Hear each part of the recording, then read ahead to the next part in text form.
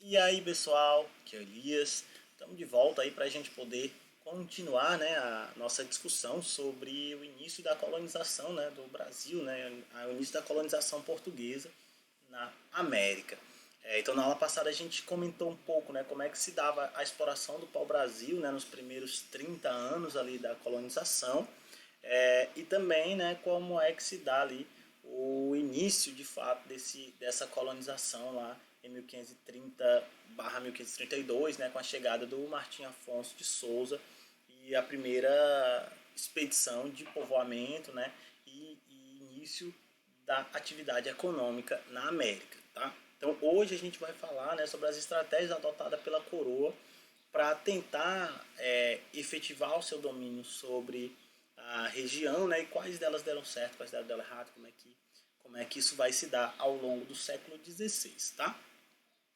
Novamente, é importante fazer a leitura do texto, né, fazer anotações e também de enviar as dúvidas lá no Google Class para mim, para poder responder e a gente ir conversando, dialogando, né, tirando esses detalhes aí. Então, vamos lá para a gente poder começar, pessoal. Então, veja só, o que a gente tem. Em 1530, então, né, se iniciava o longo processo que seria a colonização, né, da América Portuguesa. Né? Então, Portugal, a partir de então, faria vários esforços para garantir a sua posse desse território, como eu falei, principalmente devido à ameaça das invasões, né, indígenas, né, das lutas indígenas que ocorriam, da invasão francesa e de outras nações que não respeitavam o Tratado de Tordesilhas, né, porque consideravam ele injusto. A gente já falou bastante sobre isso anteriormente. Então, aqui, o que a gente vai ter? Uma estratégia já utilizada pela coroa em outros locais. Então, as capitanias hereditárias já vinham de uma experiência anterior de Portugal. Né? E aí a ideia era, né, a priori, né, o governo ele não tinha muito dinheiro para poder dar conta de todo o custo da colonização, que envolvia soldados, armas, né, povoamento, garantia. Então, muita coisa que exigiam um certo investimento. Então a coroa portuguesa não queria arcar com esses custos, né? Não possuía recursos para poder arcar com esses gastos. Então, qual é a estratégia adotada? Transferir esse custo para pessoas particulares. Né? Então, assim ficava, né, de certa forma mais dividido, e aí cada um, né, cada particular iria então ali investir os seus recursos para poder efetivar essa exploração. Então esse é o regime das capitanias hereditárias. Então era o quê? Você tinha ali nobres, né, militares de alta patente que recebiam, né, o direito de explorar aquela região, aquela faixa de terra. Então, no caso da colônia aqui, no caso da colônia no Brasil, da colônia portuguesa aqui na América, o território ele vai ser dividido em 15 faixas de terra, e essas 15 faixas de terras foram entregues a basicamente 11 capitães donatários, né, como eram chamadas as pessoas que recebiam essas capitanias. Então, elas foram doadas principalmente a membros da nobreza, principalmente da pequena nobreza, e militares de alta patente, que tinham recurso e, claro, interesse em explorar ou em dar início, né, à exploração dessas terras. Então o governo ele doava, né, essas terras, daí o nome dado de capitães donatários, por meio da chamada carta de doação. Então a carta de doação garantia ao donatário vamos dizer assim, a posse daquela capitania. Né? Juntamente com essa carta de doação vinha também a carta de foral ou foral, né? Que basicamente estabelecia, era ali um regimento que estabelecia os direitos e os deveres dos capitães donatários. Então, essas 15 faixas de terra teriam ali seus capitães, né? E esses capitães eles tinham a obrigação de distribuir terras, né? Que são as sesmarias. Então, ele ficava responsável pela distribuição dessas terras, a cobrança, né, de determinados impostos, a defesa e também, vamos dizer assim, a administração. Então, realizar, né, as devidas obras necessárias, estabelecer a justiça, as leis e tal. Então isso era esse era o regime das capitanias. Né? Então cada capitão ele tinha esse direito, né, de dividir as terras, né, de proteger o território e de garantir a administração daquela faixa de terra. Né? Então aí digamos que a coroa, para não ficar com a responsabilidade toda, né, ela meio que divide essa responsabilidade entre esses capitães donatários. Mas aí a pergunta é, deu certo o regime de capitanias hereditárias no Brasil? Não, né? O regime de capitanias hereditárias ele não durou, né, muito, justamente porque ele não conseguiu dar conta, né? Primeiro, porque vários dos capitães donatários sequer vieram ao Brasil, né? Então, basicamente, a maioria deles nunca nem pisou de fato na capitania, né, que de fato pertencia a eles. Depois, explorar essas capitanias trazia uma série de entraves, dificuldades que levaram o sistema ao fracasso. Primeiro, o alto custo da colonização. São grandes faixas de terra, né? Então era bem difícil era necessário um certo recurso realmente grande para poder explorar essas faixas de terra. Depois, o isolamento das capitanias. Né? Cada capitania era isolada uma da outra, de forma que era complicado estabelecer o contato entre elas, principalmente por conta do próprio território. Havia muita mata, muita floresta, então era bem difícil, né, de estabelecer esses contatos. Depois, constante ataques de indígenas, nós já falamos. Né? Ainda que muita gente acredite que o contato com os indígenas ele foi pacífico, amistoso, né? Nem todos foram, tá? Então, assim, na verdade havia muitas tribos, muitos povos que não aceitavam a presença portuguesa. Então, muitos desses territórios sofriam ataques constantes de indígenas, né?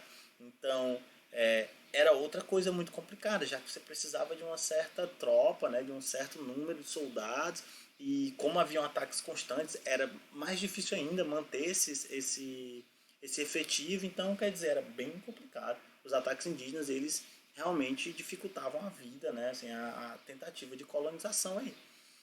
E, claro, as doenças em animais, né, doenças tropicais, animais selvagens, tudo isso, né, foi, digamos assim, não atraía, né, os capitães. Então, como eu falei, por isso que muitos deles sequer pisaram no Brasil. Né? Então, não havia muito interesse em explorar essas capitanias porque não tinham muitos atrativos, principalmente para a concepção europeia daquele momento.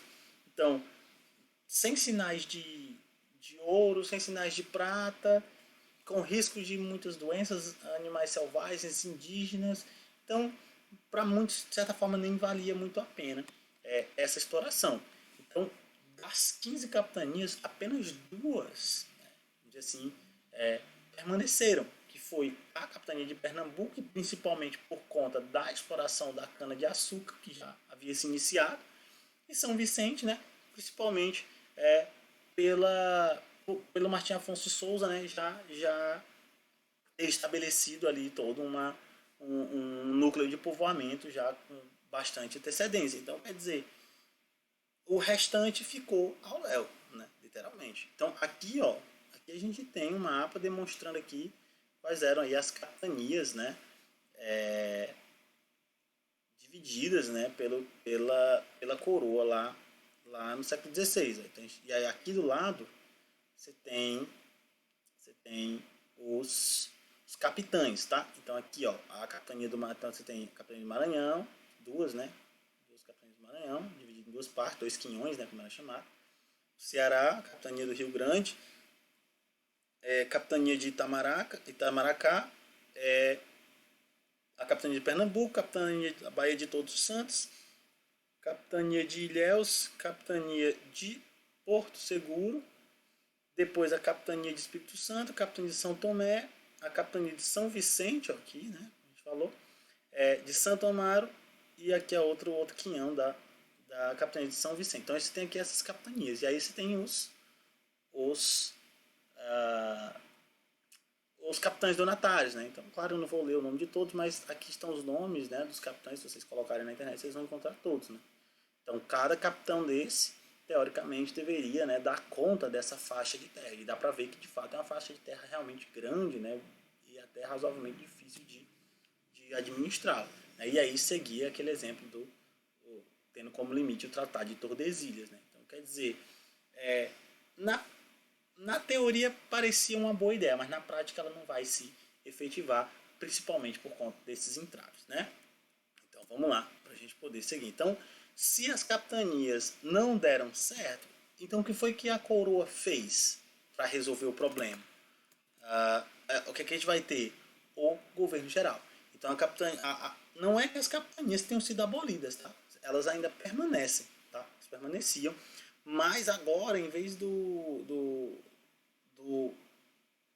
dizer assim, da responsabilidade estar distribuída entre os diversos capitães, ela passava então a ser centralizada. Então, em 1548, a coroa então passa a adotar o chamado de governo geral. Então, o que é o governo geral? Ela substituía, entre aspas, aí o regime de capitanias, né? Porque na capitania seria uma exploração descentralizada, né? Já que cada capitão ficava responsável pela sua capitania, e aí ele fazia a justiça, né? Distribuía terras da forma que bem entendesse. Então era uma coisa bem descentralizada, cada um executando ali essa colonização de forma independente. O governo geral ele é o contrário, né? É uma centralização, já que colocava-se, vamos dizer assim, a responsabilidade pela exploração da colônia sobre um único governo, que era o governador geral. Então a ideia era centralizar a administração numa única mão e fazer a colonização ocorrer, né, principalmente com o objetivo de enriquecer a metrópole, no caso a Portugal. Então é criada a sede administrativa, né, então Salvador passa a ser a sede administrativa dessa colonização. Isso é até uma coisa importante de se destacar. Muita gente considera que Salvador foi a primeira capital do Brasil, né? E essa é uma visão bem atravessada, né? Na verdade, Salvador foi a primeira sede administrativa da colônia, né? Foi ali um centro de administração do governo geral. Então, não é uma capital, é um centro administrativo que visava basicamente estabelecer o controle, né? Fazer a fiscalização, a cobrança de impostos. Então, basicamente, era ali onde as coisas, elas, vamos dizer assim, tomavam, né, o rumo. Então, Salvador passa a ser a sede desse governo geral e o Tomé de Souza, então, o primeiro governador geral do Brasil. Em 1549, então, vem o Tomé de Souza para ser o governador geral. Então, a ele ficava incumbida essa missão de estabelecer a colonização, né, realizar essa administração e, claro, trazer a prosperidade para a metrópole, né, não para a colônia, mas para a metrópole, né, fazer essa colonização ocorrer de fato. Além disso, foram criadas as chamadas câmaras municipais. As câmaras municipais, basicamente, seria semelhante ao que a gente entende, né, por prefeitura. Né? Então, as câmaras municipais, elas eram ocupadas, seus cargos eram ocupados por grandes comerciantes, portugueses, geralmente, tem seus descendentes principalmente. Então, geralmente, setores mais ricos, né, mais abastados da sociedade colonial. Tá? Isso é uma coisa muito importante de se entender. E as câmaras municipais, elas tinham a responsabilidade mesmo de administrar as vilas e as cidades, né? Então as pequenas vilas que surgiam, né? E vão surgir várias vilas que depois vão se tornar cidades, né? Ao longo da colonização. E essas câmaras municipais, elas eram responsáveis por essas vilas e cidades. Então, basicamente, tudo aquilo que ocorria dentro dessas cidades, dentro dessas vilas, era de responsabilidade das câmaras. Então, as obras públicas, sei lá, a rua, né, a limpeza das ruas, coleta, essas coisas, era responsabilidade da Câmara. Cobrança de impostos, né, um imposto que vai prevalecer, né, bastante, basicamente, em toda a colonização, é chamado quinto. Né, então, um quinto daquela produção necessariamente tinha que ser enviado para a coroa. Então, quem ficava responsável pela coleta desses impostos muitas vezes era a Câmara Municipal. A fixação de pesos e medidas, né, já que não havia um sistema único, quem fixava esses pesos e medidas eram as câmaras municipais. As cerimônias religiosas, né, é importante lembrar que lá no século XVI não havia separação entre igreja e Estado, Então, as questões religiosas muitas vezes também eram exercidas mesmo pela Câmara Municipal. Claro que com a presença, né, de membros da igreja e tal, mas também eram atribuições muitas vezes das câmaras e por aí vai, né? Registros e tudo mais. Então a administração colonial ela começa a se efetivar e se estruturar a partir disso. Né? Então o fracasso das capitanias hereditárias, o início do governo geral e aí você vai ter a estruturação desse processo colonizador, né? Que vai, claro, mudar ainda, tá? Isso é importante, isso não foi definitivo, né? O governo geral não é definitivo, ainda que tenha durado a maior parte da colonização. Vão haver outros, vamos dizer assim, elementos administrativos que vão surgindo ao longo da colonização, de acordo com as necessidades, vamos dizer assim, da metrópole em relação à colônia, né? Então isso é uma coisa importante de se saber, tá? Então é isso, né? Então quer dizer, dá para ver que o início da colonização ela foi, né, a passos razoavelmente lentos aí, né, até que a coroa ela chegasse a um modelo administrativo que desse conta dos seus interesses na América, tá bom? Então, pessoal, faça a leitura do texto, não deixem de fazer a leitura do texto. As dúvidas que vocês tiverem, mandem para mim, que eu vou responder assim que possível, tá bom? Então, muito obrigado por assistirem e até a próxima.